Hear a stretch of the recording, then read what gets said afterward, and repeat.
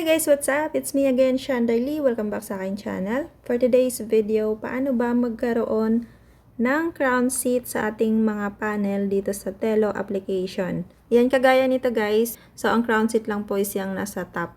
Yung apat. Number 2, 3, 4, and 5. Now, paano naman magkaroon ng crown seat? Or ano ang gagawin para magkaroon ng crown seat? Okay guys, may requirements po para magkaroon tayo niyan. And take note, kahit host ka or agent ka, pwede ka pong magkaroon ng crown seat. Okay, ano ba yung requirements para magkaroon ng crown seat? Okay, pumunta po tayo dito sa task. And hanapin po natin yung dito sa crown room reward. Ito po yung may ma-receive po tayo dito kapag mayroong uupo sa atin. Kapag meron na po tayong crown seat. So, i-explain ko po muna sa inyo. And ano pong benefits kung meron ka ng crown seat.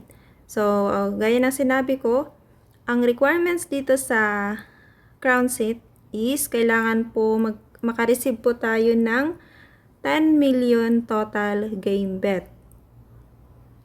Ito yung isa kong account na host lang, hindi agent. So, ayan, may nakalagay na live duration, H or hour po yan, 0/0. Game revenue in last 7 days is 30.6k over 10 million. So, ang nakuha ko lang within 7 days is 30.6. So, kailangan ng 10 million talaga. Ito naman po yung main account ko na agent. So, ito na po yung meron na po akong crown seat dahil nakuha ko na po yung 10 million. So, ang over na nga po dyan is 1 billion. So, ayun na nga. Ang benefits na pagkakaroon natin ng crown seat is meron po tayong marireceive na points kapag merong magpa-oras sa atin sa crown seat. So, pindutin mo na lang yung question mark para makita natin yung, actually by level po ito kung magkano po yung ma-receive natin. Okay, pindutin natin yung question mark dito sa crown room reward. And ayan, number 1, activation requirement. The crown seat reward will be activated once the room's total game bet reaches 10 million within the last 7 days. So, ayun na nga yung sinabi ko. So, reward calculation, basahin nyo na lang po yan. And number 3, valid crown seat reward hours. For each streamer who completes 1 hour of valid streaming on a crown seat, 1 valid crown seat reward hour will be counted. So, ayun na nga kapag may magpa-oras sa atin ng matapos yung 1 hour, so, makaka-receive po tayo ng points. So, magkano naman po yung ma-receive natin na points? So, dito sa number 4, reward rules. So, ito na po yung sinabi kong by level.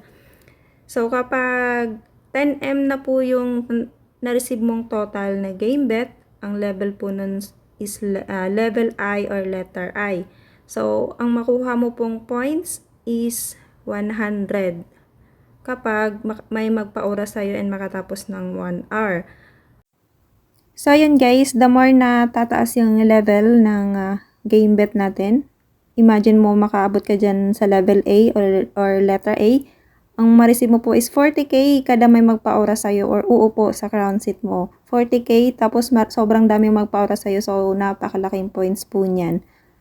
So, ayun nga, napakaganda dito guys. Lalo na kapag naglalaro ka and lakihan mo yung bet mo. Makukuha mo talaga yan. So, ayun, may umupo na naman sa aking crown seat and another 2,500 points na naman. And i-claim mo lang. And dito po siya, ayan, claim. Dito po siya maipon lahat. Ayan, total claimed. May 10k na po akong na-receive ngayong araw. And kung may uupo na naman, another 2,500, dito po siya makalagay lahat sa total claim kung magkano ma-receive mo kada araw-araw guys. And kapag mapindot mo yung claim, automatic po yon, madiretso po dun sa ating points. Yan, dito po siya dediretso. So, maganda guys kapag meron po tayong crown seat and makaipon din po tayo ng points araw-araw. Binabayaran po natin yung pagkakaroon ng crown seed dahil nga ginagastusan po natin yan. Kada maglaro po tayo, kailangan po talaga natin mag-RC. And kung manalo, lakihan yung bet para mas mabilis maipon yung 10 million na total game bet. So, yun lang. Kung may mga tanong kayo, mag-comment lang po kayo dyan sa comment section and magre-reply po ako. And thank you so much for watching. Don't forget to like, share, and subscribe. Bye-bye!